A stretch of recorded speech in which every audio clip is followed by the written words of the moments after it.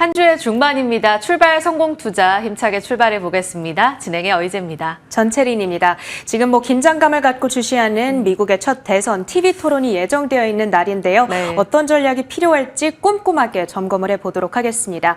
글로벌 원샷부터 바로 열어보시죠. 간밤 미국 증시의 흐름 나쁘지 않았습니다. 3대 지수는 보합권, 혼조세로 거래를 마치는 모습이었는데요. 아무래도 이제 우리 시간으로 아침 10시부터 시작될 이 토론, 그리고 이번 주에 발표되게 될 물가지수, 다음 주에 있을 FOMC, 이 여러 가지 이벤트들을 앞둔 경계감에 조금은 조심스러운 움직임, 그리고 어떤 뚜렷한 방향성이 있다기보다는 업종별로 차별화되는 모습을 그려갔습니다. 그러다 보니까 다우지수는 0.2% 하락세, 일부 기술주들이 강력하게 올라주면서 나스닥 지수가 0.8%의 상승이었습니다. 오늘 17,000포인트 선을 다시금 뚫어냈다라는 점이 유의미하기도 했습니다. 자, 시장이 주목하고 있는 키워드들, 경기, 실적, 대선, 그리고 페드, FOMC에서 어느 정도 규모로 금리 인하가 이루어질 것인가, 이 네 가지 키워드를 오늘은 주요하게 뽑아볼 수가 있을 텐데요. 그 가운데에서 빠르게 손바뀜이 일어나는 장중의 모습을 포착할 수 있었습니다. 기술주들 그리고 일부 반도체주들, TSMC 호실적에 따라서 오르는 모습, 특히 오라클의 경우에는 전일 좋은 실적을 내놓은 이후에 이제는 AI 기업으로 변모하고 있다라는 평가와 함께 11%의 아주 아웃퍼포먼스를 그리기도 했습니다. 그랬던 반면에 JP모건 오늘 한 가지 업계 컨퍼런스에서 조금은 조심스러운 전망을 내놨습니다. 이자 장사로 돈을 앞으로 얼만큼 벌게 될 것인가, 시장이 지금 기대하고 있는 수준이 너무 과도하다. 우리는 약간은 둔화된 수치를 기대하고 있다라고 이야기를 했습니다. 5%의 급락이었고요. 오늘 다우지수 하락을 주도했던 종목이기도 한데, JP모건이 이런 이야기를 내놓자 이것이 은행주 전반에 대한 실적 우려감으로 번지는 양상이기도 했습니다.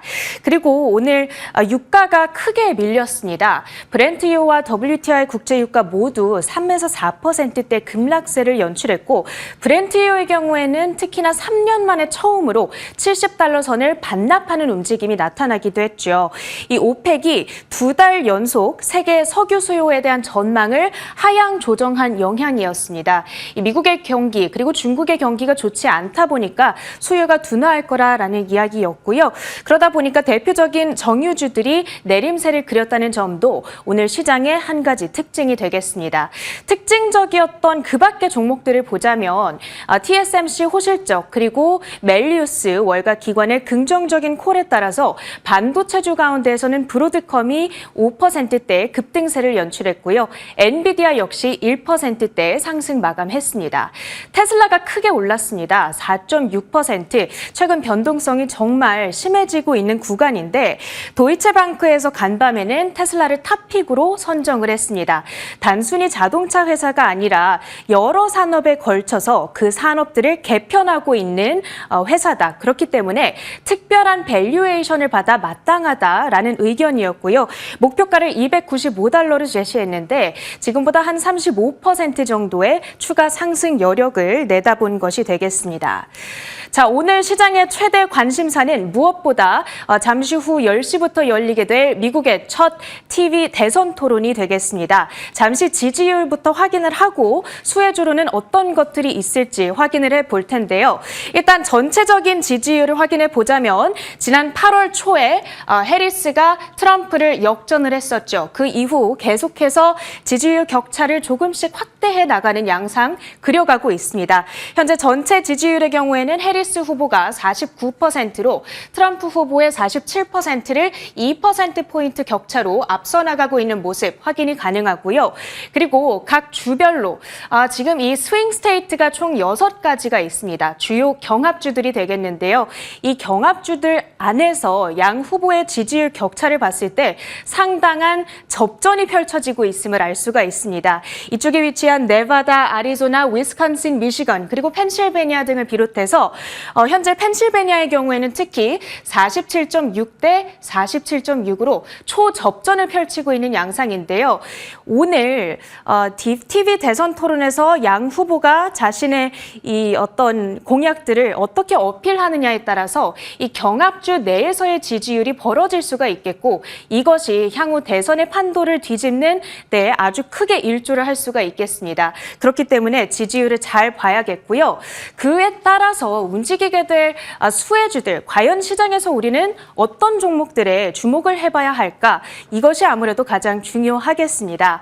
해리스와 트럼프 후보의 수혜주들, 수혜 테마주들과 ETF를 각각 여기에 정리를 해봤으니까요. 함께 참고를 해주시면 좋겠고요. 자, 간밤에 미국에서 움직였던 수혜주들을 통해서 과연 힌트를 조금은 얻어볼 수 있을지 보시면 트럼프 쪽에서는 트럼프 미디어, 트럼프가 운영하는 소셜미디어 회사가 되겠죠. 암호화폐 주들 함께 올라가는 모습을 그려갔습니다. 그리고 해리스 진영에서는 친환경 에너지 기업들, 특히 컨스텔레이션 에너지, 퍼스트 솔라 등의 종목들이 오름세를 나타내기도 했으니까요. 오늘 우리 시장으로도 그 영향이 이어지게 될지 잠시 후 있을 대선 토론, 진행되는 전개 방식과 함께 주목을 해보셔야겠습니다. 자, 이렇게 뉴욕 파트 브리핑 마쳐보고요. 오늘 서울 전략 챙겨보시죠. 가장 중요한 건 아무래도 TV 대선 토론이 될 것 같습니다. 최근 들어서 매크로에 대한 기대감이 워낙 낮다 보니까 상단, 하단에 어떤 요인들이 있는가 정도만 보시고 이벤트를 지워가는 흐름으로 아마 이런 내용들을 보고 계실 것 같거든요. 그런 가운데 어제 우리 시장은요. 전체적으로 분위기가 많이 안 좋았습니다. 환율이 다시금 올라가면서 코스피와 코스닥 나란히 밀렸고 코스닥이 1% 넘게 빠지면서 다시금 700선까지 내려가는 모습을 보여줬습니다.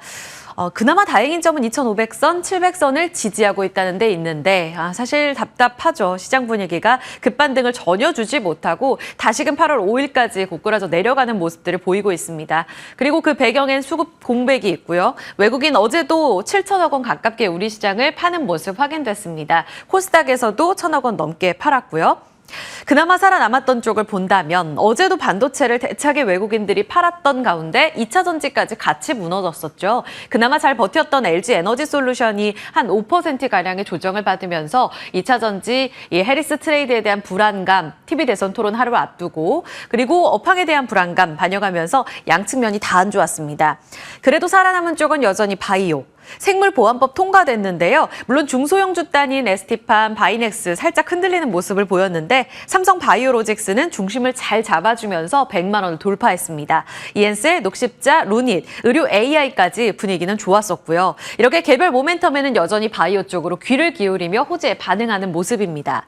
그리고 실적에도 반응하는 시장. 한국콜마가 어제 6%로 신고가를 경신했습니다. 아이패밀리 SC는 조금 위치가 다르기는 하지만 조정받았던 그래서 화장품주 고점 이후에 재평가 구간 안에 돌입했다라는 내용이 전해지고 있는 종목들도 좋았습니다. 드론, 기호용, 대마. 이 내용은 TV토론과 함께 미국 쪽에서 전해진 내용에 영향을 받았던 테마고요. 미국 하원 쪽에서 어제 생물보안법 통과됐잖아요. 동시에 또 중국의 드론 업체를 제재한다는 내용까지 전해지면서 우리 쪽으로 베셀, 코콤, 네온테크 상한가였습니다. 자, TV 대선 토론은 앞서 체린 앵커가 잘 정리를 해드렸습니다만 어제 이은 연속성, 오늘 10시 구간의 변동성까지 중요하겠습니다. 오늘 던져볼 중요한 포인트는 뭘까요? 일단 간밤에 기술주가 반등을 줬죠. 다행입니다. 오라클이 불집힌 AI 여전히 수요는 살아있다. 이 내용과 함께 우리 시장의 반도체 주가 이제는 하락이 좀 진정이 됐으면 하는 바람입니다. SK하이닉스도 삼성전자도 8월 5일에 나왔던 저점을 지금 깨고 내려가고 있는 상황인데요. 문제는 삼성전자 쪽으로 더 붉어지고 있습니다.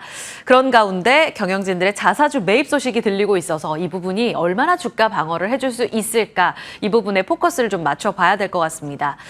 9월 들어서 외국인이 가장 많이 판 우리 시장의 1등 종목은 삼성전자. 2조 5천억 원 팔았습니다. 딱 8월 동안으로 봤을 때 전월 한 달 동안 판 것도 1위가 삼성전자인데 한 3조 원 가까이 되거든요. 그런데 9월 들어서만 더 많이 그 규모가 집중됐다라는 부분을 눈여겨보시면 되겠고요. 한 달 동안에만 9월 들어 이제 시작인데 11%가량의 월간 하락을 기록하고 있습니다. 9월 들어서면서 TP 하향 조정 리포트가 잇따라 나오고 있는 부분이 발목을 잡고 있습니다.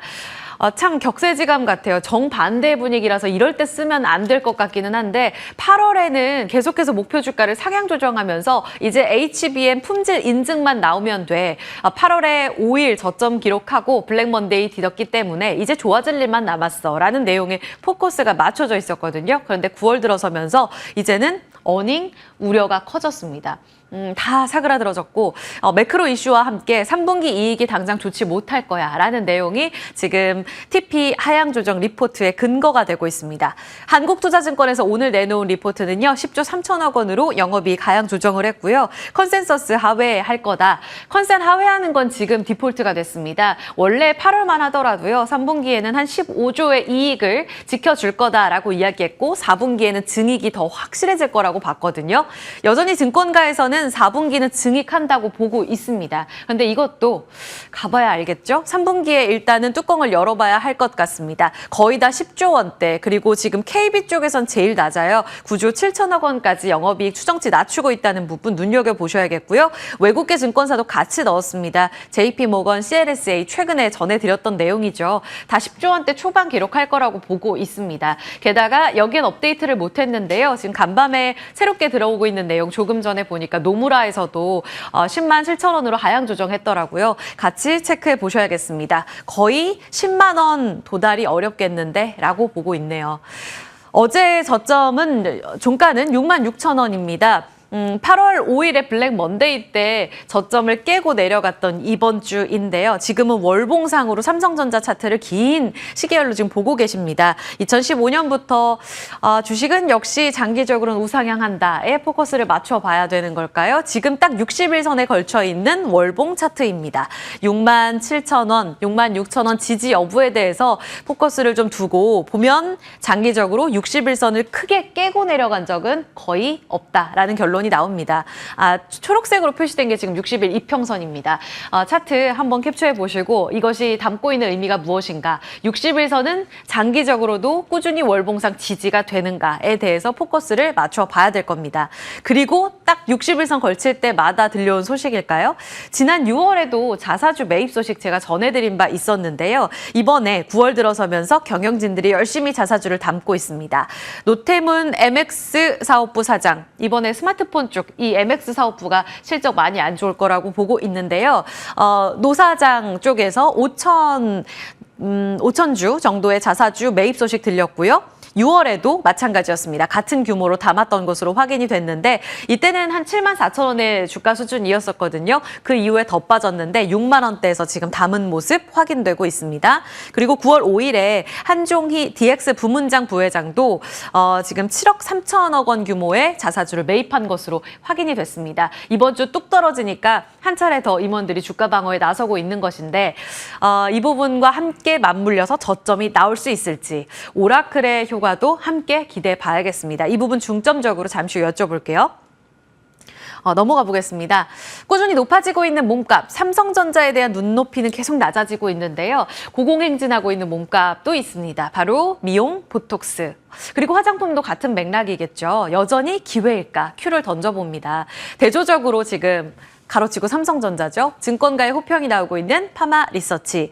업사이드를 보면 22%에서 60%까지 업사이드가 열려 있습니다. 오늘 오전에 새롭게 업데이트된 파마 리서치에 대한 상상인 증권의 리포트인데요. 리쥬란 브랜드 가치 확대가 계속 기대가 된다라고 보고 있습니다. 리쥬란은 아시겠지만 스킨 부스터, 촉촉하게 해주고 더 젊어지고, 이것이 한 번도 안 맞은 사람은 있어도 한 번만 맞는 사람은 없다라고 이야기가 나올 정도로 꾸준한 수요에 뒷받침이 되고 있는 제품이라고 합니다. 그런데 이번에 글로벌 투자 유치받은 게 9월 6일자잖아요. 이때 목표 주가 상향 조정 리포트가 잇따라 나왔습니다. 글로벌 투자를 받아서 이제 해외 진출이 가능하다면 본격적으로 유럽 쪽에서 숫자가 찍힐 경우 멀티플 상향 조정이 가능하다라는 게 근거였습니다. 그래서 북미 쪽, 유럽 쪽으로 계속해서 진출해 나간다면 그 잠재력이 한국뿐만 아니라 리쥬란 다 좋아하게 될 걸이라는 데 포커스 맞춰져 있고요. 일단 이 부분이 반영 안 된 3분기에도 영업이익은 15%가량 증가,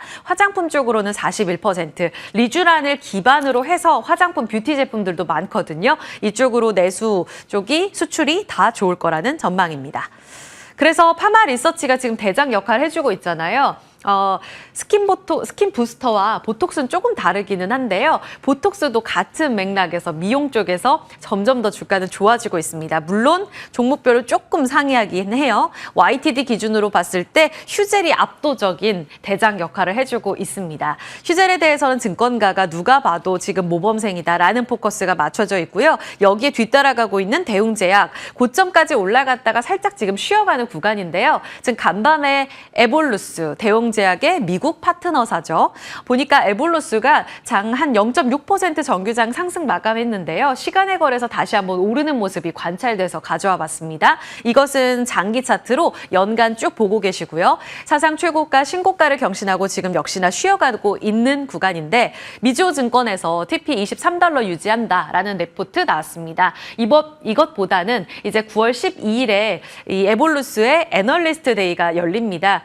예전에 과거 한 2017년 그때로 돌아갔을 때 대웅제약 나보타 이제 본격적으로 미국 진출한다라는 내용도 이 애널리스트 데이에서 나왔던 내용입니다. 그래서 미용과 관련돼서 중추적인 중요한 역할의 계획이 발표될 때 이 이벤트를 많이들 주목을 하게 되는데 이벤트 앞두고 올랐다는 점에서 다시 한번 모멘텀 돌파할 수 있을지 눈여겨보셔야겠습니다.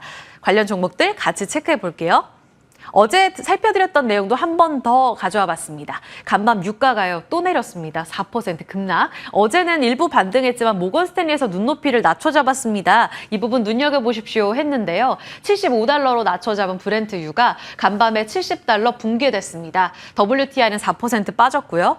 여기에 대해서 IM증권은 매크로적으로 지금 유가 급락이 미국의 10년물 국채금리와 같이 궤를 그리면서 떨어지고 있다는 데 주목하고 있습니다. 결국은 중국 때문에 유가가 이렇게 발목을 잡은 것인데 여기서 미국까지 경착륙이 나오게 된다면 정말 최악의 시나리오다. 미중 동반 침체가 나올 수 있음을 감안해보자. 다만 유가가 40달러, 50달러 정도 지지가 된다면 여기까지 급락하지 않는다면 이 최악의 스토리는 아마 없을 거다라고 이야기를 하고 있습니다. 그래서는 안 되겠죠. 같이 한번 이 10년물 국채금리와 유가의 행방을 같이 체크해 보셔야겠고요. 중요한 건 그래서 우리가 수혜를 볼 쪽 항공, 물류, 여행 지금 9월 들어서면서 반등 꾸준히 주고 있거든요. 매크로에도 꽤 단단한 흐름을 보여주고 있습니다. 일단 유가 급락이 나왔기 때문에 오늘 반사적으로 오를 항공주들에 대한 분위기까지 잠시 후 체크해 보겠습니다. 간단하게 산업 뉴스와 시간에 반응이 있었던 쪽만 모아봤습니다. 일단 BMW 쪽에서요. 올해 가이던스 하향 조정했습니다. 판매량에 대해서요. 원래 소폭 증가였다가 소폭 감소로 바꿔 잡으면서 주가 11% 급락했고요. 2년 내 최저치까지 내려갔습니다. 중국이 안 좋기 때문에입니다. 폭스바겐 쪽에서도 지금 독일 공장 폐쇄 검토하고 있다는 내용 나오면서 안 좋았었잖아요. 간밤 포드, GM, 폭스바겐 다 안 좋았고요. 그런 가운데 우리가 반사 수혜를 받을 수 있을지 같이 영향받을지 보셔야겠습니다. SFA 반도체는 매각설이 있었고요. 영진약품은 공급 계약 소식과 함께 시간의 상한가. 위메이드 그룹주들은 결국 IP, 매드엔진이 그 나이트크로우 만든 곳이잖아요. 자회사로 품었습니다. 반응 어떻게 나올 수 있을지 전략까지 녹여내 보도록 하겠습니다. 당잠사였습니다.